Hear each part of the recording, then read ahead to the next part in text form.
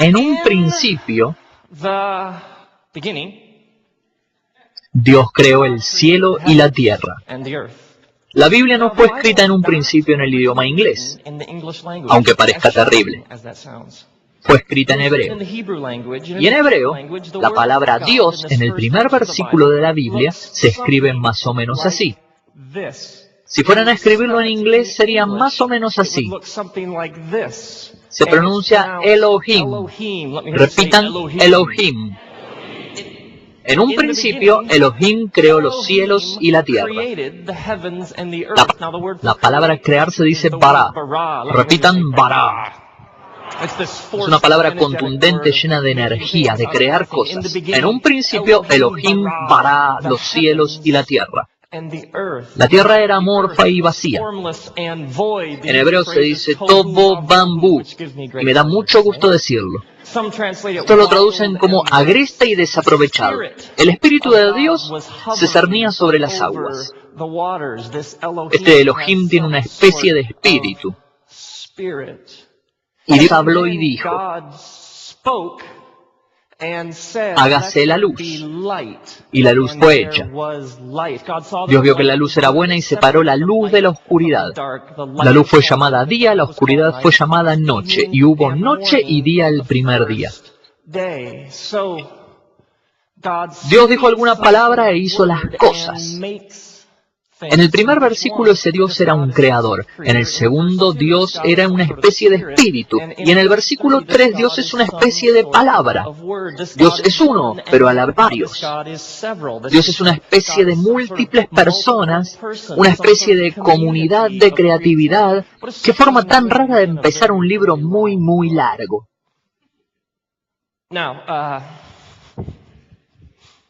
Dios dijo, hágase una gran extensión en el cielo para separar las aguas de arriba y las aguas de abajo. Dios hizo esa extensión y la llamó cielo. Y separó las aguas de arriba de las aguas de abajo. Y hubo noche y hubo mañana el segundo día. En este versículo enseguida está este estribillo. Y hubo noche y día el primer día. Y hubo noche y día el segundo día. Pero no lo decimos de esta manera. Decimos día y después noche. Pero en este versículo, que es lo que es de noche y después de día. Hablaremos de eso en un par de minutos. Dios dijo que las aguas se junten en un lugar y aparezca la tierra seca. A esas aguas reunidas Dios las llamó océanos y a ese terreno seco Dios lo llamó tierra. Y fue de noche y fue el día del tercer día. Y después dijo Dios, háganse las luces en la extensión del cielo para dar luz a la tierra y servir como señal, para marcar los días, los años y las estaciones. Dios hizo una luz más intensa para determinar el día, una luz menos intensa para determinar la noche, y Dios también hizo las estrellas. Y Dios vio que era bueno. Y hubo noche y hubo día al cuarto día. Y después Dios dijo que las aguas se llenen de criaturas y que se produzcan de acuerdo a sus especies. Ellos sabrán cómo. Y después, dejen que los cielos se llenen de criaturas aladas y que se reproduzcan de acuerdo a sus especies. Y se hizo la noche y el día al quinto día. Aves y peces. Y después Dios dijo, háganse los animales, háganse el ganado, háganse los animales salvajes, háganse los que se arrastran, háganse los perros, háganse los dueños que los visten con suéter en Navidad. Y Dios dijo, es un poco extraño, sin embargo, es bueno. Y después Dios dijo, hágase el hombre y la mujer a nuestra semejanza. Y así Dios hizo a la gente. Y Dios vio que era muy bueno, y fue de noche y fue de día el sexto día. Y después Dios vio que todo lo que Dios había hecho, y Dios descansó. Las aves están en el cielo y los peces en el agua. Gracias, ha sido un placer. El Sol, la Luna y las estrellas están en el espacio, sirven para darnos luz y oscuridad. Los animales y los humanos están en la tierra y en el mar. Las cosas del cuarto día ocupan al primer día, las cosas del quinto día corresponden al segundo día, las cosas del sexto día se relacionan con el tercer día. De hecho, el trabajo dominante en los primeros 3 días es que Dios separa. En los segundos 3 días, Dios ocupa lo que antes había sido separado. Los días están interrelacionados. No importa aquí el hecho de cómo medir un día, si es con el movimiento del Sol, la Luna y las estrellas, que es el modo en que contamos un día, pues los planetas llegaron al cuarto día, lo que hace que surja la pregunta, ¿cómo saber si los primeros 3 días son días en realidad? ¡Qué versículo encantador! Si empiezan a observar un poco más a fondo, hay un patrón que pudiera decirnos de qué se trata todo esto.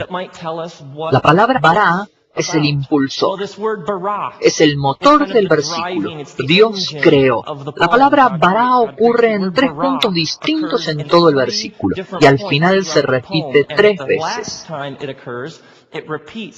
Esto seguramente resaltó al primer oyente de este versículo, y ese Dios es 3 en 1.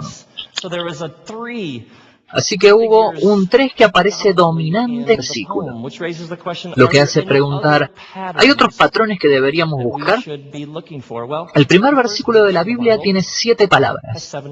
El segundo versículo en idioma hebreo tiene 14 palabras, 7 por 2. La palabra tierra aparece 21 veces, 7 por 3. El séptimo párrafo tiene 35 palabras, 7 por 5. La palabra Dios aparece 35 veces en este versículo, 7 por 5. Y la frase "y así fue" aparece 7 veces. Y la frase "y Dios vio" aparece 7 veces. Hay 7 y patrones de 7 en todo el versículo. Es un patrón. Si hay muchos números 3 y hay muchos 7, la pregunta es, desde luego, ¿hay 10? Si es que se tiene tiempo de sobra, por supuesto. La frase "hacer" aparece 10 veces. La frase "de acuerdo a sus especies" está 10 veces. La frase "y Dios dijo" aparece 10 veces. 3 veces en relación a la gente, 7 veces en relación a otras criaturas. Y la frase "hágase" aparece 10 veces. 3 veces para las cosas en los cielos, 7 veces para las cosas en la tierra. Uno empieza a pensar que al escritor lo ayudaron. Así que la pregunta permanente, ¿de qué se trata? Si nunca leyeron la Biblia y la abrieran y leyeran el primer versículo, la primera estrofa, y les preguntaran, ¿de qué se trata? Supongo que empieza con Dios. Y empieza con Dios creando. Hay todo tipo de creaciones, pero después termina y Dios descansó. Tiene ritmo, tiene cadencia. Tiene ritmo el versículo, noche, día. Hubo noche, día al segundo, al tercero. Tiene cierto ritmo y sin embargo está claramente ausente. El séptimo día no tiene un "y fue la noche y el día". El séptimo día dice "y después Dios descansó". Y el séptimo día continúa. Los demás tienen un final. El séptimo día persiste y continúa. Supongo que si le preguntaran diría que tiene que ver con que Dios creara y Dios descansara, y luego con la gente y nuestro papel en medio de esta creación. Empieza con Dios creando, pero termina claramente con Dios descansando. Y en medio de esa enorme creación están los humanos en medio de ella. Y el universo es inmenso, es enorme. Los científicos concuerdan en que nuestro universo tiene unas 100.000 millones de galaxias. Alguien las contó.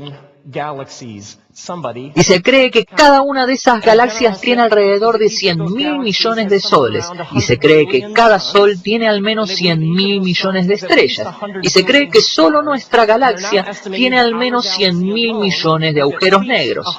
Y por eso algunas tardes uno se siente un poco deprimido.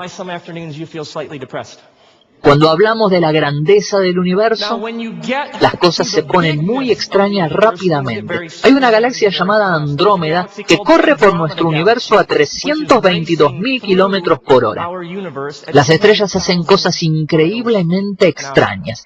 Hay estrellas llamadas estrellas de neutrones. Existe lo que se llama hiperdenso y significa que su atracción gravitatoria es tan fuerte que las estrellas están literalmente encerrándose a sí mismas.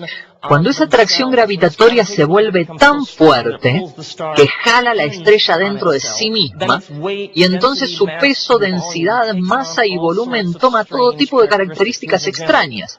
Ese es un ejemplo. Las estrellas de neutrones pesan...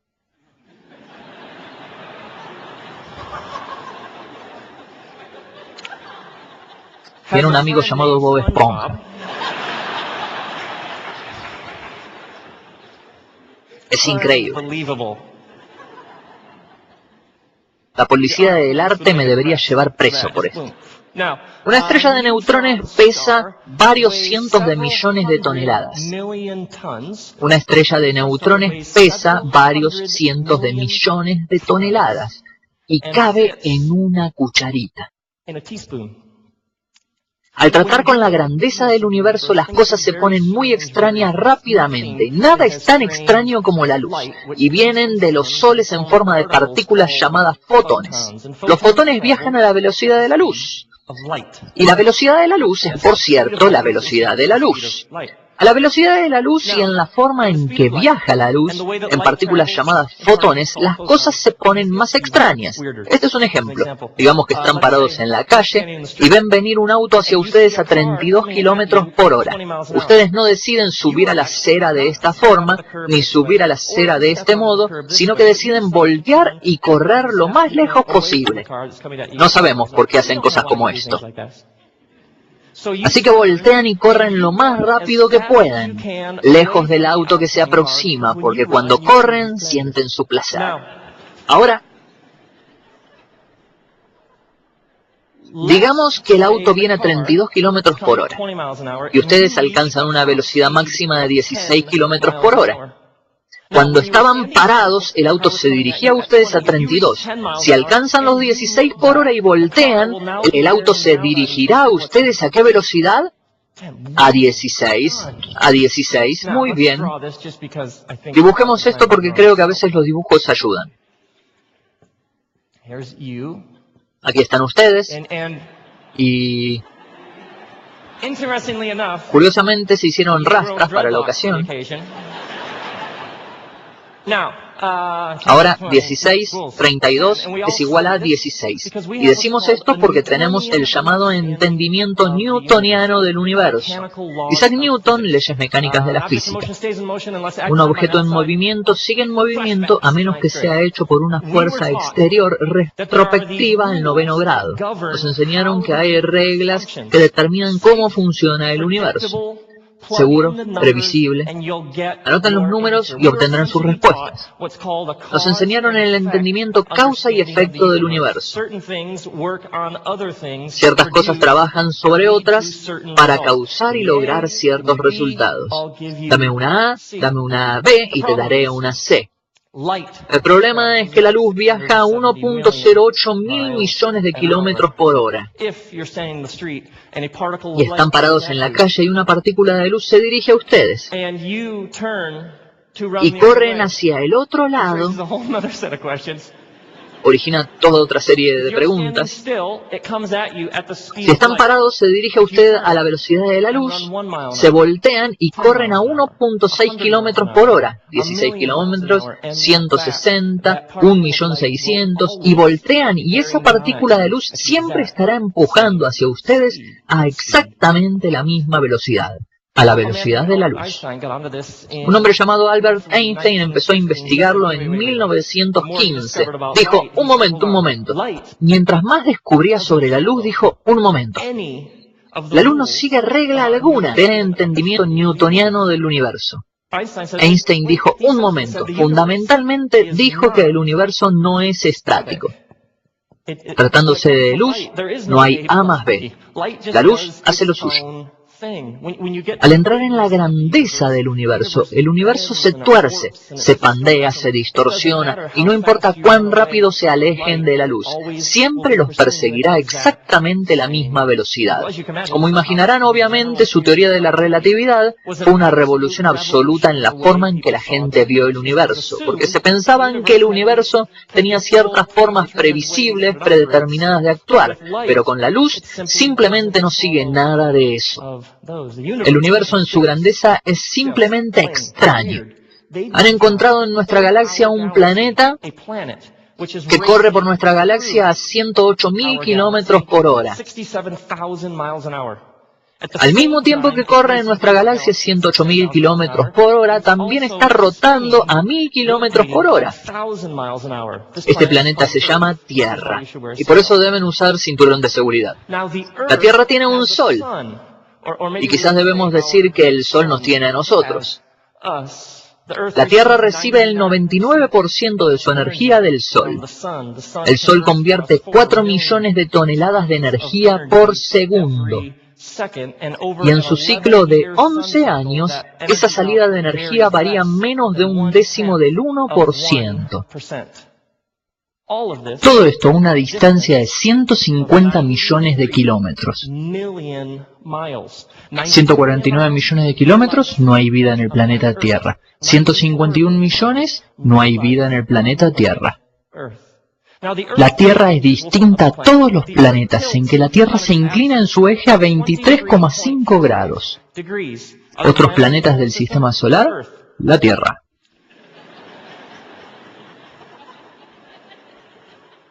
La pregunta es ¿por qué la Tierra se inclina?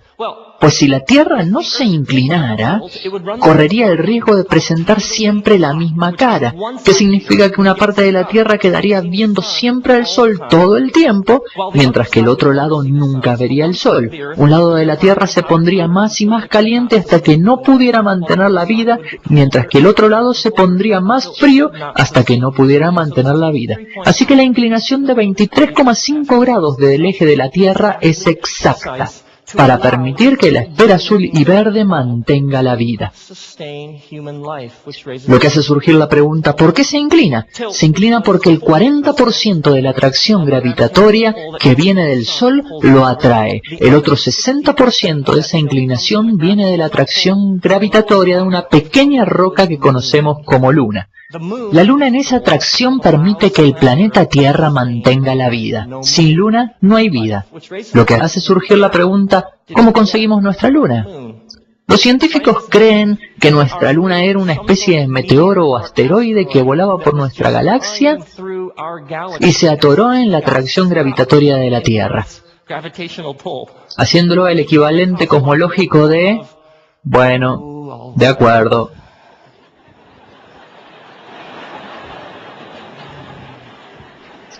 Pero tengo un lado oscuro, ¿eh?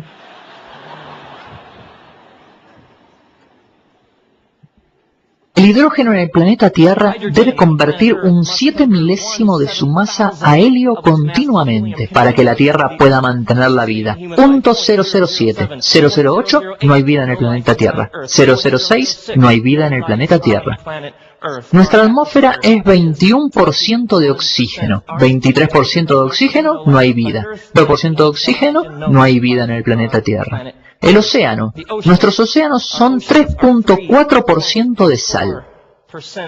Los océanos son 3.4 de sal, que es el porcentaje exacto de sal en el torrente sanguíneo humano. 4% de sal en los océanos en nuestro torrente sanguíneo, no hay vida en el planeta Tierra. 2% de sal en nuestro torrente, no hay vida en el planeta Tierra. Por cierto, esto se llama la ciencia del perfeccionamiento. Y hay cientos y cientos y cientos de estos números increíblemente precisos que cuadran a la vida en el planeta Tierra. Los niveles de carbono, la fuerza gravitacional, la densidad de ciertos minerales y elementos primordiales hace que todo cuadre perfectamente. La metáfora es simplemente esta. Es como si existieran unos botones selectores para crear y mantener la vida en el planeta Tierra. Es como si existieran cientos y cientos y cientos de botones y cada uno de ellos hubiera sido ajustado perfectamente. A este se le ajusta al 11 y y cada uno de ellos fueron ajustados a la perfección. Cientos de ellos. No es solo que hay cientos y cientos de ellos, y de alguna manera alguien los hubiera ajustado perfectamente. Es la agobiante verdad que si solamente uno de ellos estuviera ligeramente volteado en cualquier dirección, volvería irrelevante la precisión de todos los otros botones. No es solo que hay cientos y cientos de estos botones selectores. Es como que si cambiaran uno solo de ellos, no importaría la precisión de cada uno de los demás. ¡Qué esferita azul y verde tan extraña y misteriosa, a la que llamamos hogar! Se estima que nuestro universo tiene 10 a la 25 potencia en metros de ancho. De nuevo, alguien lo midió. Y se cree que la cosa más pequeña de nuestro universo es una partícula subatómica 10 a la 26 en potencia negativa. Si sacaran un promedio de la estatura de todos los seres humanos que hubieran en el planeta Tierra, ¿cuál sería la estatura promedio de todos los seres humanos? Si tomáramos en cuenta a los bebés, niños pequeños de edad escolar, adultos, encontrarían que la estatura promedio de todos los seres humanos es de aproximadamente 1 metro, siendo los seres humanos el centro en tamaño en el universo. ¿Y tú? Eres fascinante. ¿Cuántos de ustedes pueden verme? Excelente. Es alentador, por no decir más. Sí, tienen la corteza visual en su cerebro conectada a la retina de su ojo. 110 millones de conos y 7 millones de barras. Más de 1 millón de fibras nerviosas funcionando en armonía para que puedan ver cosas. Ustedes tienen más de varios cientos de miles de millones de células, billones de conexiones neuronales. Cada segundo en su cerebro hace 1 millón de cálculos y ninguna de esas células cerebrales es igual. En un periodo de 1 a 2 segundos, tu cuerpo ha producido de 2 a 10 millones de nuevos glóbulos rojos. Tienen 100 millones de glóbulos blancos almacenados solo en la médula espinal. Lo que hace que surja la pregunta, si el cuerpo está produciendo nuevos glóbulos rojos y glóbulos blancos para hacer que tú seas tú, y produciendo esas células a una tasa de cientos de billones cada 2 segundos, ¿cómo sabe tu cuerpo hacer más y más y más de ti, y no de otra persona? Cada uno de esos glóbulos, cientos y cientos de millones de glóbulos, tienen 1.82 metros de ADN enrollados adentro. Es como un mapa. Es un código que le dice a tu cuerpo quién eres y cómo hacer más de ti. Si esos hilos de ADN fueran estirados en su 1,80 metros de longitud y todos los que tienes en tu cuerpo fueran puestos punta con punta, serían 128.000 millones de kilómetros de largo. Irían de la Tierra al Sol y de regreso 400 veces. Tu cuerpo, hasta el centésimo de mil millonésimo de célula, está estructurado para ser tú y nadie más. Pero esas células están hechas de un componente más pequeño, llamado átomo. Si quisieran ver un átomo a simple vista, necesitarían tener una estructura de 1.000 millonésimo de pulgada. Y tendrían una voz increíblemente alta. La Tierra es a una naranja lo que una naranja es a un átomo. Si contáramos el número de átomos en una gota de agua, si fuéramos a contar el número de átomos en una gota de agua,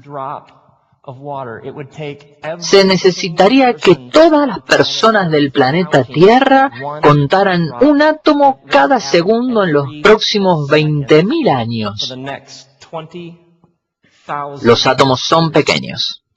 Gracias, ha sido un placer. Si fueran a dividir un átomo, si tuvieran este tipo de herramientas y descubrieran que en el centro está hecho de neutrones y de protones, descubrirían que girando alrededor del centro muy rápido está lo que llaman electrones. La pregunta es, ¿qué quieres decir con girando? Los electrones orbitan a un átomo varios miles de millones de veces cada segundo. Están muy ocupados. Si tienen 2 átomos unidos, con todos esos electrones orbitando en sus centros, en un determinado segundo entre los 2 átomos unidos habría unos 3.000 millones de choques. Significa lo siguiente.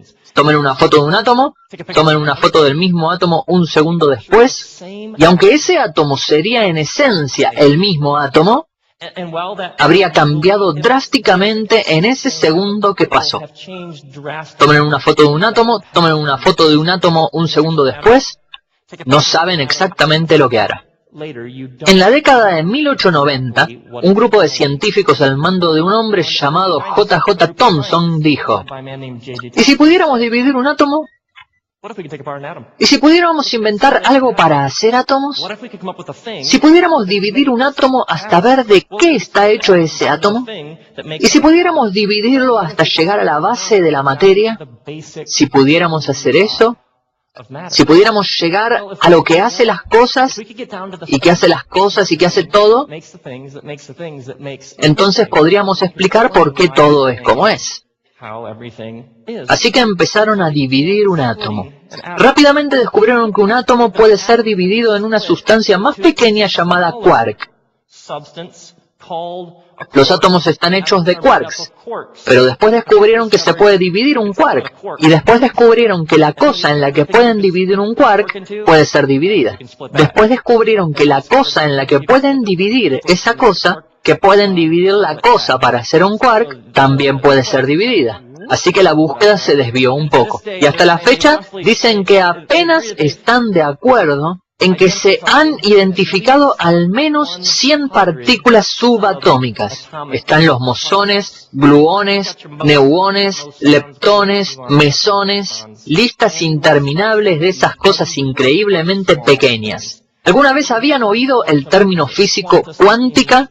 Cuanta simplemente significa paquetes de energía, porque en su centro, esos átomos y esos quarks simplemente son manojos de energía. Al entrar al reino subatómico, las cosas se ponen muy, muy extrañas. Han descubierto que un quark puede estar en un lugar, puede desaparecer, y aparecer en otro lugar sin viajar la distancia intermedia.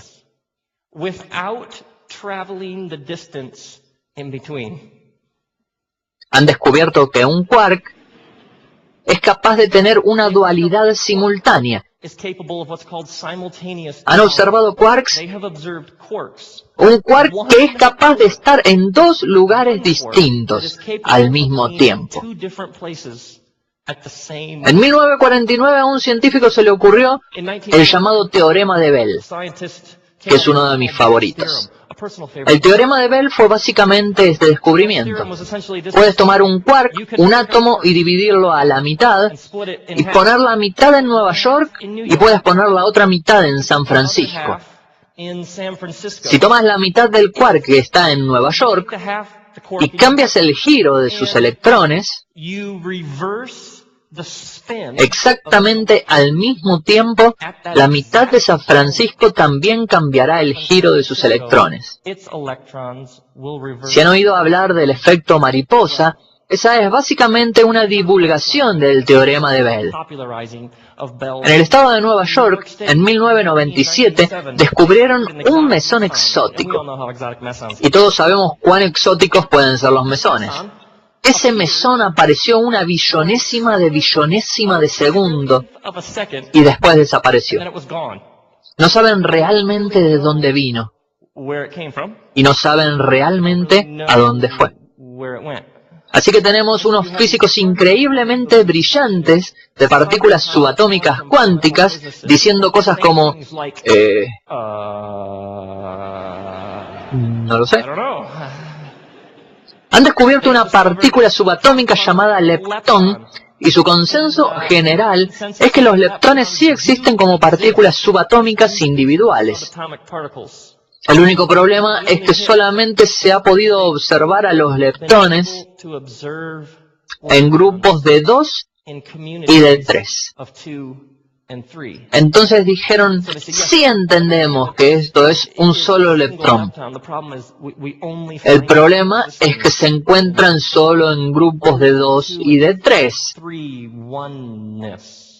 Y el entendimiento newtoniano de causa y efecto simplemente ha sufrido con la física cuántica. Porque si tomamos una foto de un átomo y tomamos una foto del mismo átomo un segundo después, no saben qué es lo que va a ser. La suposición siempre era que había un elemento de previsibilidad en los cimientos del universo. Pero el problema es que los físicos cuánticos simplemente dicen, cuando uno llega a la cosa más pequeña, que hace la otra cosa, que hace la otra cosa, que hace la otra cosa, básicamente el universo en su centro es impredecible. Lo mejor que hemos podido descubrir es que el universo en su centro es una especie de relación de energía. Hay físicos brillantes, estudiosos y respetados que dicen, lo único que descubrimos es que el universo en su centro está hecho de cierto tipo de energía relacional que simplemente no podemos controlar. Algunos de ellos han empezado a usar palabras como personalidad. Y que esta energía que mantiene todo unido, que hizo que todo existiera, y de alguna manera mantiene todo en existencia, que da la vida a todo y que simplemente tiene una mente propia, no podemos conquistarla ni ponerla en una caja. Simplemente está más allá de lo que podemos entender. Los físicos de partículas subatómicas cuánticas empiezan a parecerse a los poetas judíos del Oriente. Durante años ha habido una disparidad porque están aquellos que intentan explicar lo extraño de la grandeza del universo, mi lenguaje técnico-científico, lo extraño de la grandeza del universo, y hay otros al nivel cuántico hablando de lo extraño de la pequeñez. Pero estas dos formas de explicar por qué las cosas se ponen tan extrañas cuando son tan grandes y por qué son tan inexplicables cuando son tan pequeñas, fundamentalmente ha sido de dos modos distintos. Ha habido una búsqueda durante años de la llamada teoría unificada.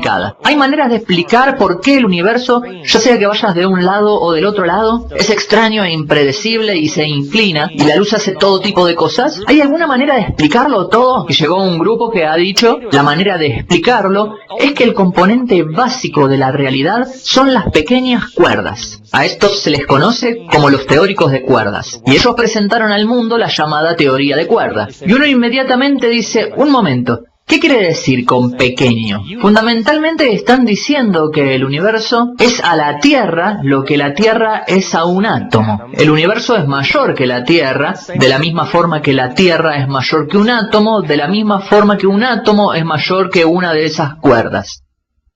Tremendo. Y ellos dicen, el verdadero problema no es la grandeza ni que esté afuera, ni la pequeñez y que esté adentro.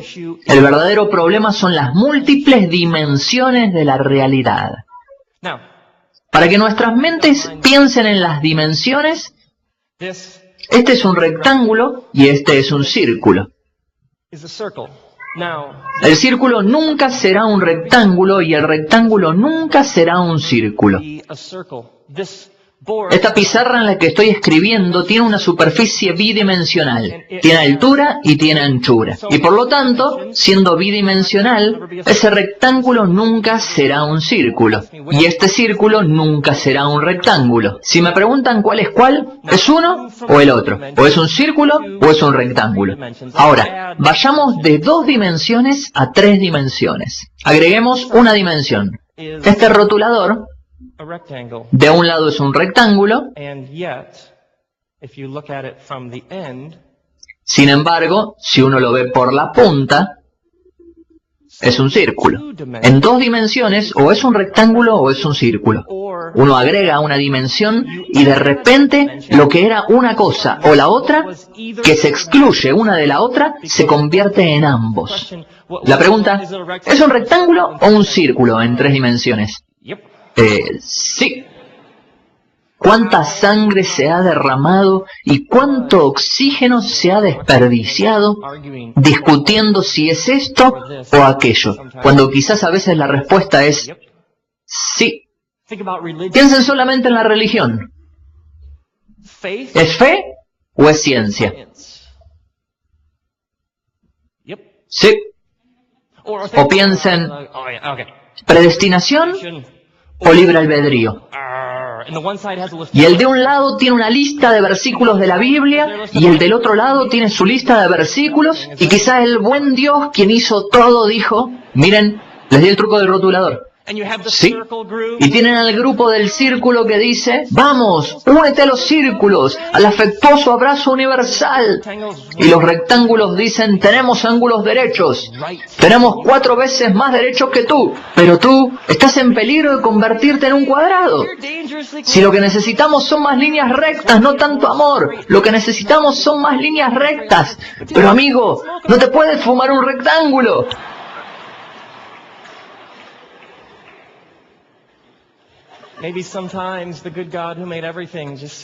Quizás a veces el buen Dios, quien hizo todo, solo dice, sí. En 1800, un director inglés llamado Edwin Abbott propuso una tierra de personas atrapadas en 2 dimensiones. ¿Y si hubiera una tierra con personas que no tuvieran 3 dimensiones como nosotros y estuvieran atrapados en 2 dimensiones? Él la llamó a esa tierra, tierra plana. ¿Qué podríamos aprender como iluminados de tercera dimensión si fuéramos a pasar tiempo observando a aquellos atrapados en 2 dimensiones? Si vivieran en 2 dimensiones, ¿cómo experimentarían algo que tuviera 3 dimensiones? ¿Qué si estuvieran atrapados en tierra plana y solo tuvieran altura y anchura? Y se encontraran con un objeto tridimensional. ¿Qué si mi anillo pasara por su mundo bidimensional? ¿Qué pasaría si un anillo tridimensional pasara por ese mundo plano bidimensional? Si este anillo pudiera pasar por esta pizarra, ¿cómo lo verían ellos? Supongo que al empezar, al tocar sería un punto, y después un punto se convertiría en una línea, y después se convertiría en 2 líneas, y cuando el anillo estuviera a mitad del camino, aparecerían como 2 líneas distintas, y si continuara, las líneas volverían a unirse. Luego un punto y desaparecerían. ¿No es así? Porque hablan todo el tiempo de esto con sus amigos. Van a un restaurante, se sientan y dicen, estuve pensando el otro día, servilleta, anillo. ¿Cómo explicarían esos 2 tipos lo que acaban de ver? ¿Qué harían los 2 si eso sucediera? ¿Viste eso? Fue un poco raro, ¿no? ¿Qué fue eso? No sé. ¿Qué viste? Vi un punto, se convirtió en línea, después se convirtió en 2 líneas, las líneas se alejaron más, después volvieron a unirse, una línea y punto, y después desapareció. Lo sé. Pero creo que fue algo más. ¿Qué quieres decir? Creo que pudo haber sido un anillo. ¿A qué te refieres? Me pareció que tenía un elemento cómico de Monty Python.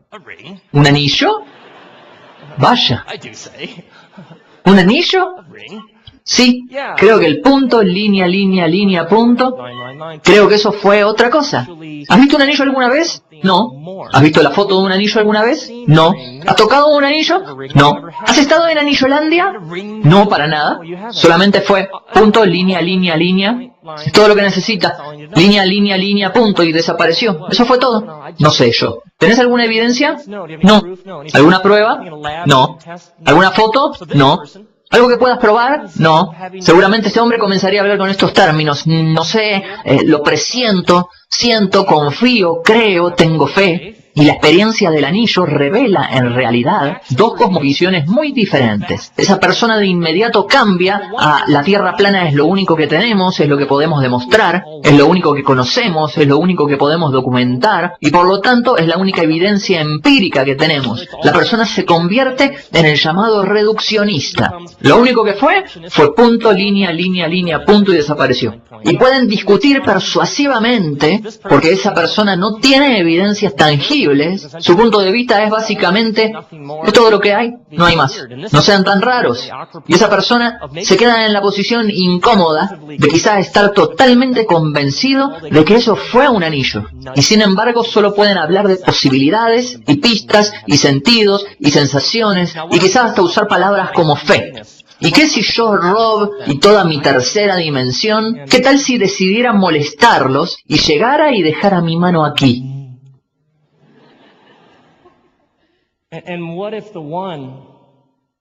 ¿Y qué si uno dijera, ¿sientes algo raro? No. No sé, amigo, creo que Rob está cerca. Siento la presencia abrumadora de Rob. Y ese podría estar diciendo, ¿de qué hablas? Podría tener mi mano así de cerca y él diría, ¿de qué hablas? ¿Estás loco? ¿Estás diciendo tonterías? Tienes que olvidarte de esas supersticiones imaginarias. Y el otro diría, no, creo que Rob está cerca. ¿Y qué si realmente quisiera molestarlos y les clavara la mano en su mundo? Mis dedos son de diferentes tamaños y de diferentes grosor. Mis dedos aparecerían en momentos diferentes y producirían círculos. Y esos círculos serían de diferentes circunferencias y diámetros. Así que él podría decir, ¿viste eso? Sí, creo que esos 5 círculos están relacionados. ¿Qué? Vinieron diferentes veces. Son de distintos tamaños. No. Creo que fue la mano de Rob. Y una vez más, la persona con el punto de vista reduccionista dice, vinieron en distintas veces, son de diferente tamaño. Tienes que dejar esas tonterías supersticiosas. Solo tienes un par de anillos y círculos que no tienen ninguna relación uno con el otro. Y el otro parece que ha perdido la cabeza, pero en realidad tienen toda la razón. Sus experiencias con objetos tridimensionales expondrían cosmovisiones completamente distintas, y el que parecería estar loco tendría toda la razón. Y el que parecería sumamente lógico calculó y sopesó toda la evidencia, se perdería toda una nueva realidad dentro de esta. En la Tierra plana también se corre un riesgo, porque hay límites en la Tierra plana. Hay quienes dicen que las cosas son simplemente así, no hay otro mundo, no hay mayor ley, no hay un mejor propósito, tenemos a Tierra plana, es todo lo que tenemos. Y habrá otros que seguirán insistiendo que hay más, hay algo más allá, hay otra cosa, y tendrán un conflicto mayor. La historia de la humanidad es la de las almas iluminadas. Una y otra vez, quienes insistieron que esto no es todo lo que hay, y otros que han invertido gran poder en mantener que esto es todo lo que hay, y a la larga han dañado a muchísimos. Si revisan la crucifixión de Jesús, ¿qué es? El mundo fue gobernado por un imperio que dijo, así funciona esto. El imperio romano es Dios, reverencia al emperador. El imperio es todopoderoso. Y llegó un extraño rabino judío a predicar el reino de Dios. ¿Cuál es el conflicto esencial de la historia de Jesús? Alguien que simplemente mira a los agentes de tierra plana y dice, hay más, hay más. Ustedes y yo estamos atrapados en el tiempo. No podemos ir a la derecha en el tiempo, no podemos ir a la izquierda en el tiempo, no podemos subir en el tiempo ni bajar en el tiempo. Ustedes y yo estamos atrapados en el tiempo lineal hacia adelante. Solo podemos ir hacia adelante, no podemos regresar en el tiempo. Por lo tanto, uno nace, paga impuestos, ve al equipo de su país perder la Copa Mundial y muere. Ustedes y yo solo podemos avanzar en el tiempo. Izquierda, derecha, arriba, abajo, adelante. No podemos regresar en el tiempo. El tiempo es de una dimensión, pero no podemos regresar. Y básicamente perdemos el tiempo pasado. Nosotros estamos atrapados en una media dimensión de tiempo. El tiempo para nosotros solo avanza en una dirección. ¿Y qué si hubiera un ser que no estuviera atrapado en una dimensión de tiempo? ¿Qué pasaría si hubiera un ser con una conciencia bidimensional del tiempo? ¿Qué pasaría si hubiera un ser que tuviera una conciencia tridimensional del tiempo? Nosotros tenemos una conciencia tridimensional del espacio. ¿Qué pasaría si hubiera un ser que tuviera conciencia del espacio en el tiempo, como nosotros lo tenemos del espacio? ¿Qué pasaría si hubiera un ser que viera este rotulador? Este rotulador va a representar la vida de todos nosotros. Nacemos, pagamos impuestos, morimos. Esta es la vida de ustedes. Esta es mi vida. ¿Qué si hubiera un ser que tuviera una conciencia tridimensional del tiempo? Podría hacer esto al ver nuestras vidas. ¿Podrían hacer esto? ¿Podrían hacer esto? ¿Este ser diría, no tengo idea de lo que hará después? No, quizás solo diría, sí. No estarían limitados en ninguna de las formas en que ustedes y yo estamos limitados. Incluso usarían frases como en el principio, antes del tiempo, a lo que aquellos atrapados en una media dimensión responderían: esto no me está ayudando nada. Al momento de ese versículo, el Génesis surgió entre un grupo de personas que vivían en una cultura en la que la gente pensaba que los dioses y diosas estaban atrapados en el tiempo como los humanos. Los dioses y diosas nacían, se empezaban a enfermar, así que les construían grandes pirámides, ponían sus cosas ahí y morían. Y sus hijos e hijas llegan y gobiernan, y después los siguientes gobernantes. Ellos entendían que los dioses y diosas estaban atrapados en media dimensión de tiempo como nosotros. Es cuando Dios apareció ante un pastor llamado Moisés y dijo: Moisés, quiero que liberes a mi pueblo, porque Dios se dedica a la liberación. Y Dios le dice al pastor Moisés: Moisés, quiero que liberes a mi gente. Y Moisés era un hombre muy práctico y dijo: bien, pero necesito un nombre. ¿Puedes decirme cómo te llamas? Y Dios le dice este nombre a Moisés. Solo diles: ¿mi nombre? Solo diles: yo soy. A lo que Moisés respondió: eso aclara todo. Sí, no hay nada confuso. Siempre que haya 10 rabinos, hay 20 opiniones de lo que el nombre significa. Unos dicen que el nombre significa siempre he sido, soy, siempre seré. Otros dicen: eso es muy difícil. El nombre es la pura esencia. Soy la existencia pura. Algunos dicen que el nombre es una forma de decir para Dios: no estoy atrapado en el tiempo, como todos los dioses y diosas que conocen. Estoy fuera de eso, simplemente soy. La existencia en la forma más pura y primaria. La dimensión increíble de esta historia es que Dios, que está fuera del tiempo, ese Dios que es espíritu, se creía que todos los dioses y diosas tenían molde y forma. Teníamos estatuas, esculturas, tótem, para poder entender al Dios. El Dios o diosa siempre, al momento que surgió este versículo, tenía un molde o forma. Este Dios es espíritu. Incluso este Dios dice, o Moisés les dice: recuerden cuando encuentren a este Dios no tiene molde ni forma. Este Dios, una y otra vez, es un Dios que va más allá del tiempo y más allá del espacio. Este Dios es espíritu. No puede ser contenido en lo físico, no hay molde o forma. Estas son ideas nuevas en la historia de la humanidad. Nadie había sugerido un Dios que no estaba atrapado en el tiempo, un Dios que no puede ser limitado en un espacio físico. En la historia de las ideas o la evolución de la religión, nadie siquiera había empezado a hablar de Dios en ese modo. Lo asombroso del versículo de la creación no es solo que este Dios está fuera del tiempo y del espacio, sino que Dios elige actuar dentro de la historia de la humanidad. Ese Dios elige actuar en formas tangibles, y ese acto es el crear. Un Dios que no tiene fin, es infinito, y está más allá, que no tiene límites, imagen, molde o forma. Elige actuar específicamente en la historia de la humanidad, por medio de la creación. Y en Génesis 2, otra versión de la creación, ese Dios sopla al polvo y hace gente.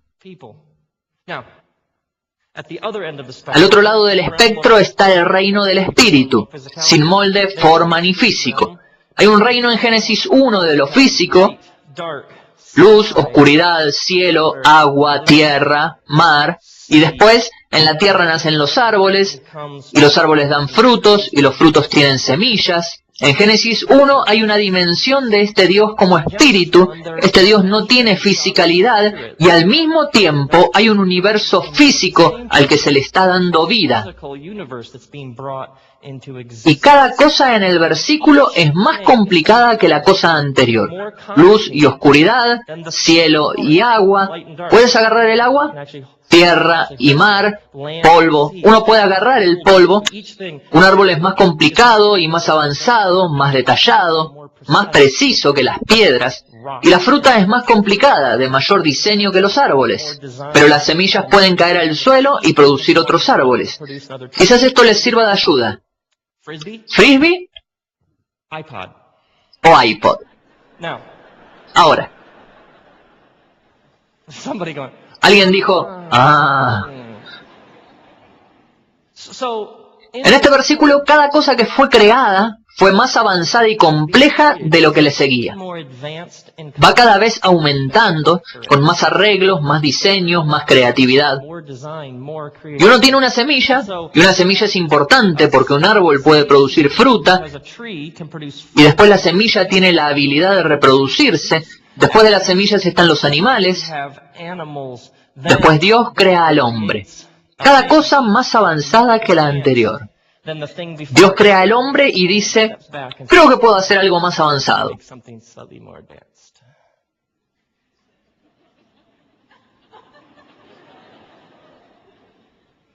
¿Acaso no está presente el sector femenino en el auditorio? Y ella en inglés será llamada woman, porque cuando el hombre la vio por primera vez dijo, wow, man. Dios dijo que no es bueno que el hombre esté solo, no sabrá qué ponerse. En realidad, esto es fascinante. En Génesis 2, la creación de la mujer viene después de nombrar a los animales, que es como, ¿cuál es el punto? Al hombre se le pide nombrar los animales, y nada tiene una fuerza correspondiente. Así que Dios hizo a la mujer como una fuerza correspondiente. Sí hay un día una escena que habría sido fenomenal. ¿Qué tal cuando se les puso los nombres a los animales? Eso habría sido fenomenal. Imagino a Dios, al personaje de Dios, Adán, oye Adán, o quizás solamente oye, porque no había nadie más allí. Bien, este es el trato. Este es el trato. Vamos a traer a estos animales uno por uno, más tarde de dos en dos, y los vamos a traer, y tú les pondrás el nombre que quieras. ¿Se imaginan a Adán diciendo, bien,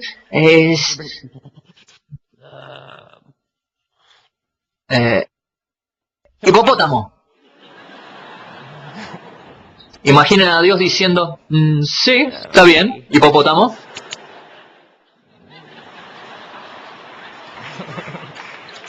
Hay un ángel con una base de datos.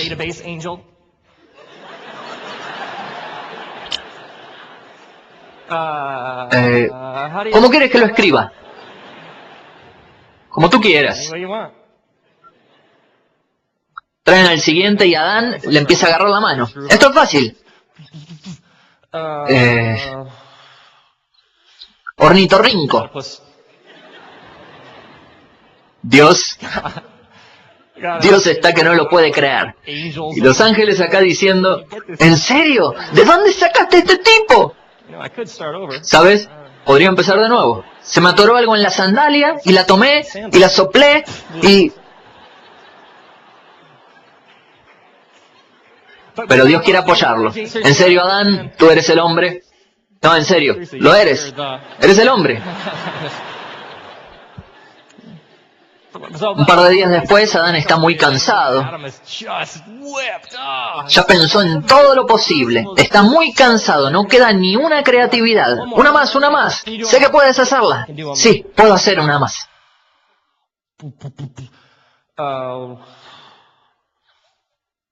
Perro. Un momento, ¿perro? Así se dice mi nombre al revés en inglés. Uno más. ¿En serio? Sí, uno más. Está bien, de acuerdo. No sé. Gato.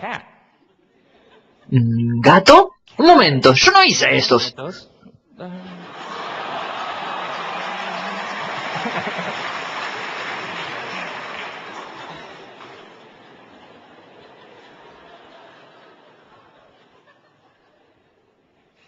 Qué curioso. Seas quien seas. En fin. Sí. Este versículo está proponiendo cosas que nadie había propuesto. Es una idea nueva en la historia humana. Todo en la historia de la creación cabe en una de dos categorías. O es totalmente físico, piedras, polvo, árboles, semillas, agua. O es totalmente físico o es espiritual. Es espíritu. Es yo soy. Es acción. Es inmaterial o material. Es físico o inmaterial.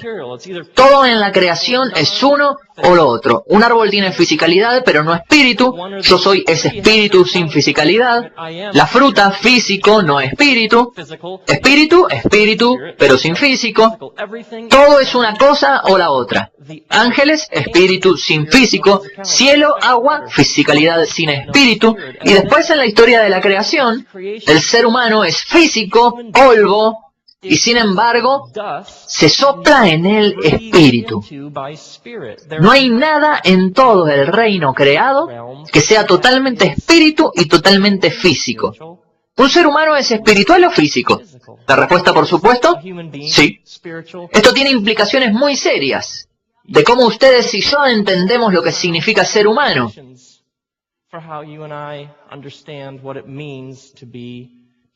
Usted está aquí. Quizás hayan oído a alguien decir, no me gustan las cosas espirituales. ¿Eres un ser humano? Sí, demasiado tarde. La cuestión no es si eres un ser espiritual o si tienes espiritualidad. La cuestión es si tus ojos están abiertos y estás consciente de ello. No puedes negar lo básico en ti como ser humano. En hebreo no hay una palabra para espiritual.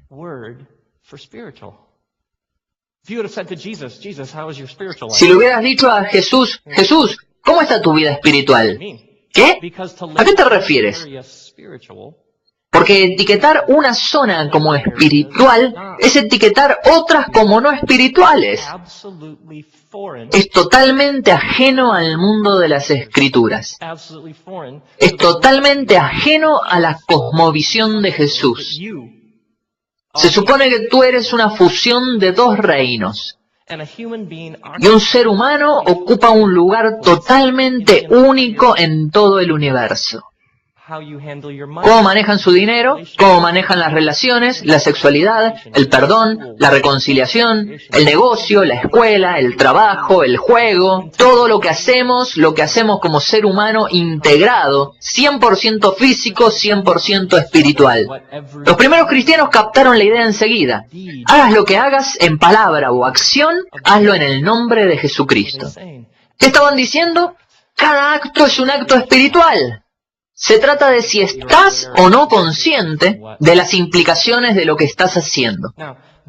Ahora, esto tiene serias implicaciones de cómo entendemos lo que significa ser parte de la Iglesia, porque es posible que en las instituciones religiosas e iglesias trabajen contra una espiritualidad holística integrada. Lo que podría suceder sutilmente es que enfatizamos ciertas cosas y en el proceso no enfatizamos otras cosas. Lo que puede pasar tan sutilmente es que la gente empiece a ver a Dios viviendo en determinado lugar, a veces solamente es con cierta persona o ciertos grupos de personas, a veces en edificios, a veces es una hora en cierto día de la semana. Y lo que pasa tan sutilmente es que se entiende que Dios está ahí. Y obviamente ocurre algo impactante cuando la gente se reúne para adorar y perseguir, buscar a ese Dios verdadero. Pero lo que puede suceder sutilmente es que Dios está ahí, y si Dios está ahí, puede parecer que Dios está cada vez menos aquí. Pero nosotros somos una fusión de estos dos reinos. Somos ambos. Y quizás de una manera más bíblica, para entender qué es una comunidad o una iglesia, es un grupo de personas que están unidas para seguir a Dios. Obviamente están aprendiendo a ver a Dios uno en el otro y Dios está fuertemente presente en medio de ellos, pero son personas a quienes se les ha dado ojos para ver a Dios a donde vayan. ¿Qué les dijo Jesús a sus primeros seguidores? Lo que hayas hecho por el más humilde de ellos, lo has hecho por mí. ¿Qué intenta enseñar? Está intentando enseñar a vivir de tal manera que en cada interacción que tengan, estarán conscientes de que Dios está presente en esa interacción. Lo que está enseñando que toda la vida se basa en lo divino. La cuestión es si nuestros ojos están lo suficientemente abiertos para verlo. Este versículo de la creación que empieza con las Escrituras tiene a Dios creando y después a Dios descansando. Y hay algo fascinante que ocurre a la mitad del versículo. A veces los poetas hebreos trabajan en la llamada forma chiástica, lo que significa que escondían o colocaban el significado del versículo en el centro. Si fuéramos a ver el medio, hay 7 días y entonces el cuarto día es el medio. El cuarto día nos cuentan que hay sol, luna y estrellas. ¿Qué tiene que ver esto con el significado del versículo? La explicación para el sol, luna y estrellas es que Dios hizo el sol, la luna y las estrellas para marcar los días, los años y las estaciones. Estaciones es una palabra enorme en la Biblia. Es básico para la vida de alguien que sigue a Dios. Era básico para el mundo de Jesús. Para quien estuviera leyendo este versículo, la palabra estaciones puesta en el centro habría resaltado. En especial porque el versículo empieza con Dios creando y termina con Dios descansando. ¿Por qué son las estaciones importantes? Las estaciones hacen referencia a 2 cosas. La primera, las estaciones es una referencia al sábado. ¿Quién es uno de los grupos originales de este versículo? Un grupo de hebreos que había sido esclavos en Egipto. ¿Cómo era la vida de Egipto? En Egipto trabajaban 7 días a la semana haciendo ladrillos. Tenían que cumplir con ciertas cantidades de ladrillos, ladrillo, ladrillo, ladrillo, a diario, todo el día ladrillos. En Egipto, uno valía según la cantidad de ladrillos que lograra. Uno valía la cantidad que producía. Así era la vida en Egipto. Dios rescata a estas personas de la vida de Egipto y ahora intenta enseñarles lo que significa ser un ser humano, no un ser que trabaja. Dios intenta enseñarle a esta gente lo que significa ser humano. Tú no eres una máquina. Y en Egipto ellos valían por lo que producían. Y Dios intenta enseñarles a estas personas, uno no vale lo que uno produce. Tu valor no viene de los ladrillos. Tú vales porque eres hijo rescatado y salvado del Dios verdadero. ¿Y qué dice Dios? Cada 7 días trabaja 6 días para tomarte un día y no trabajar. Descansa, reflexiona, juega, lo que alimente tu alma. Tómate un día en la semana para recordar que no eres una máquina. Las estaciones en primer lugar son una referencia al sábado, la necesidad de un ritmo de crear y descansar. La segunda, esto no fue suficiente. En las Escrituras no es cada 6 días y después tomate un día en sábado. Descansa, juega, canta, baila lo que alimente tu alma. Pero había 7 fiestas importantes en el año donde Dios dijo, juega, te divertirás. Y así, 7 veces al año hubo esas fiestas enormes. La fiesta del Sukkot en otoño realmente es de 8 días, cantando, bailando, con bebidas para adultos y demás. Las estaciones, los sábados y las 7 festividades eran básicamente la forma de Dios de decir, tráigame un DJ. Hubo en la cultura de esta época varias otras historias de la creación. La historia básica de la creación, que fue popular entre las masas cuando surgió el versículo del Génesis, enseñaba que el mundo ocurrió debido al conflicto. Aún sobrevive, pueden ir a la biblioteca e investigarlo. Básicamente, la creencia fue que el mundo ocurrió porque este Dios estaba enojado con este otro Dios, y este Dios estaba celoso de este, similar a las luchas de las telenovelas, pero en el cielo.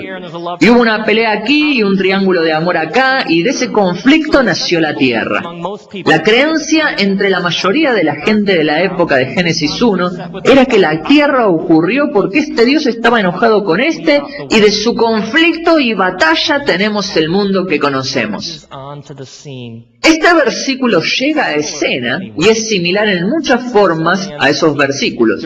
Habla de tierra y mares y polvo, y creando y dando forma, y habla de muchos de los mismos elementos, y sin embargo hace afirmaciones muy diferentes. Este versículo, que surge de la misma cultura, dice, no estamos aquí debido al conflicto de dioses. Estamos aquí porque este Dios verdadero existe en cierto tipo de comunidad afectuosa, muy entregada y generosa. Este Dios está lleno de alegría, de belleza y de creatividad. Es como si este Dios no pudiera evitar crear. Este Dios empieza creando cosas y después este Dios se halaga a sí mismo. Como, hombre, esto es bueno. A este Dios le gusta tanto hacer cosas, que hace cosas y hace cosas y hace cosas. Le encanta hacer cosas. A este Dios le encanta hacer cosas que puedan crear otras cosas.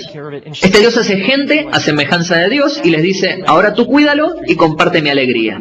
Este versículo fue totalmente radical en la historia humana, porque dijo, no estamos aquí por el conflicto, estamos aquí por alegría. Somos el resultado de la creatividad divina que dijo, no puedo evitar dar y extender lo que tengo a más. Y puesto en el principio de este versículo está la palabra estaciones. Dios crea, Dios descansa y en la mitad está estaciones. Haz lo mismo. Crea, pero tómate tiempo para disfrutar lo que has creado. Hace un par de años me di cuenta de un hábito que tenían mis hijos cuando decían mi nombre. Eran muy jóvenes entonces, ellos decían, papá, papá, papá. Yo les decía, ¿son tartamudos? ¿Cuál es el problema?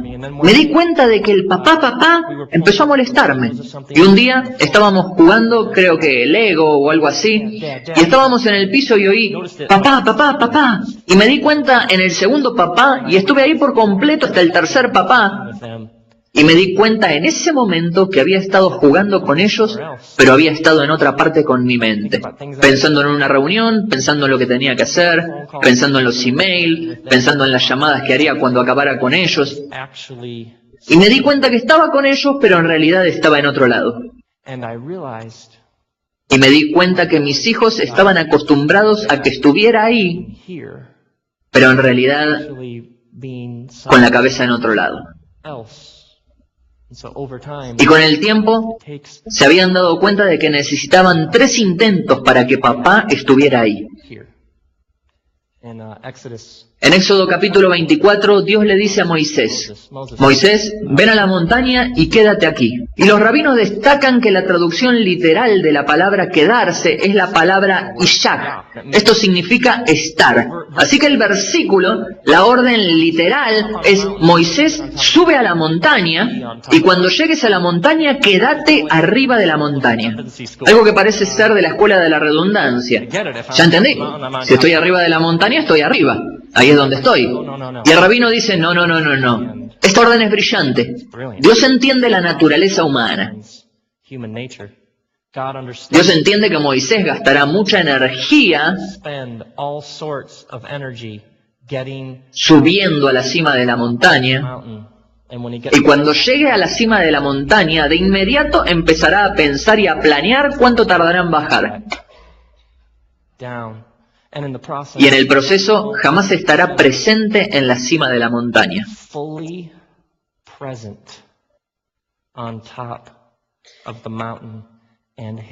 Y se lo perderá. ¿Por qué este versículo de la creación tiene este estribillo? Noche, día, noche, día. Un sábado judío empieza la noche del viernes. Pasa la noche y pasa el sábado y termina en la puesta del sol del sábado. Así que un día va de noche a día, de la oscuridad a la luz. Y dicen que se debe a que el día es una imagen física del viaje en el que Dios nos tiene a todos, yendo de la oscuridad a la luz, yendo de la ignorancia a la conciencia, yendo del error a la verdad. ¿Tiene el escritor este estribillo? Noche, día, noche, día, noche, día, que es una forma de decir, despierta, entra a la luz. ¿Está el escritor diciendo esto? En medio de la creación hay tanto por hacer, hay mucho que lograr, hay mucho que construir, mucho que administrar, muchos correos que responder, muchas llamadas que contestar, mucho que crear, mucho que manejar, mucho que ordenar, hay mucho por hacer. Tengan cuidado que en su manejo, en su creación, al ordenar, tengan cuidado de que en medio de la creación no los consuma tanto su trabajo, que terminen creando todo el tiempo y no pasen tiempo descansando. Y en el proceso pierdan algo. Y para este primer público quizás se encuentren en otro tipo de Egipto. Está el escritor diciendo, no se conviertan en máquina, tan enfrascados en lo que hacen, que pierdan la alegría, el asombro, el sobrecogimiento de ser un ser humano en medio de todo este mundo que Dios ha creado. He aprendido que lo que buscas encuentras. Si quieres ser cínico, hay mucho por qué ser cínico. Si quieres ser escéptico, hay mucho por qué ser escéptico. Si quieres ser pesimista, hay mucho para ser pesimista. Lo que busques, encontrarás. Pero el Salmo 14 dice, un tonto dice en su corazón, no hay Dios. Eso es fascinante, porque tú y yo diríamos, alguien que rechace lo divino es una persona que ha tomado una decisión intelectual, ha medido las columnas, ha pesado las evidencias y no hay Dios. Pero el Salmo dice, no, alguien que rechaza a Dios, dice que no existe Dios, es alguien que ha tomado una decisión de corazón. El salmista dice, al final esa no es una decisión intelectual, es una postura del corazón. Pueden ver el gran mundo misterioso que Dios ha creado. Pueden ver la luz y cómo hace todo tipo de cosas raras. Se inclina, se distorsiona. Pueden ver cómo el universo no es estático, cómo hay cientos y cientos de botones selectores que están perfectamente calibrados para dejar que esta esferita produzca vida. Pueden ver la pequeñez del universo con todos los quarks. Pueden ver esas cositas raras que son intermedias en la creación y que tienen personalidad. Los teóricos de cuerdas ahora dicen que creen que pueden demostrar al menos 11 dimensiones de la realidad. El otro día escuché que ahora dicen que creen que hay un 12avo, un 13avo. Los teóricos de cuerda dicen que al menos hay 11 dimensiones de la realidad. Podemos ver eso y decir, caramba, hasta los científicos dicen que debe haber más. No, de alguna manera resolverán. O alguien como Bill Gates lo va a descifrar. Y de ahí en adelante estará todo arreglado. Y pueden ver todo esto y decir, no está pasando nada más. Sí, espíritu, soplar, todo eso es inventado por la gente religiosa para soportar el dolor de la vida. Puedes ver todo eso y decir, no hay nada más, no está pasando nada más. Es un montón de cosas. O puedes elegir ver la maravilla y la belleza y asombrarte.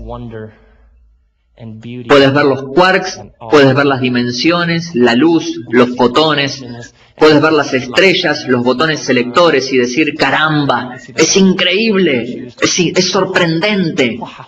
Puedes elegir con la postura de tu corazón, adorar, estar lleno de maravilla y asombro, creer que no solo aquí estamos por un motivo, que se está contando una gran historia y cada uno son parte de ello. Lo que busques, lo encontrarás. Un amigo mío estaba en Malawi, África, y había habido una terrible hambruna y la gente no había comido. Y él estaba ahí trabajando con varias agencias para que les llevaran comida. Hicieron una gran celebración cuando llevaron la comida y la gente que no había comido empezó a comer. Pudieron comer por primera vez. Y mi amigo dijo, si quieres ver una celebración, ve a comer a la gente que tiene hambre. Dijo que era increíble. Cantaban, bailaban, vivían el momento, ya podían comer. Y dijo, pusieron una tienda de campaña, un toldo a la mitad del campo. Durante la celebración, oyeron un ruido increíble como el de un torbellino y salieron del toldo y vieron a un costado y ahí dirigiéndose hacia el claro estaba un tornado. Él dijo, nos quedamos parados mirando el tornado venir hacia nosotros, como ustedes. Dijo, el tornado fue hacia el borde del claro, se detuvo, dio la vuelta al perímetro del claro y siguió en la dirección en que originalmente se dirigía. Él dijo, estaban parados mirándolo, cuando un hombre del pueblo corrió hacia ellos y les dijo, ¿lo ven? Esta celebración es tan fabulosa que hasta los espíritus han venido a presenciarlo. Lo que buscan, encontrarán. Lo que estamos buscando y lo que ustedes están buscando y lo que yo estoy buscando está aquí. No está en la montaña, no está en el mar. Lo que estamos buscando está aquí. La realidad que Jesús vino a anunciar, por la que murió y por la que resucitó, que llamó el reino de Dios. Podríamos decir la realidad de Dios o el estilo de Dios. Esta realidad, dijo Jesús, está aquí, es ahora. Está entre nosotros, está sobre nosotros.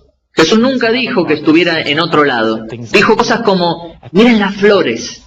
¿Han observado a las aves últimamente? Observen en sus conversaciones con el más humilde de ellos. Podrían encontrar a Dios aquí. Él vino básicamente para expresar por nosotros una espiritualidad holística e integrada. De que todo lo que estamos buscando no está allá. No está allí atrás, no está allí abajo. Está aquí. La cuestión es si tus ojos están abiertos para verlo. Vayan con calma para no perderse nada.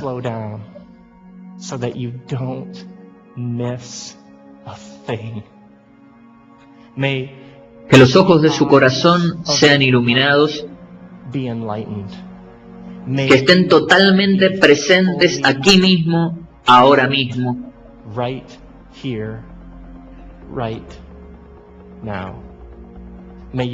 Que vengan a ver que la realidad de Dios está cerca, entre nosotros, sobre nosotros, cerca, aquí. Y que puedan ver que todo es espiritual. Gracias.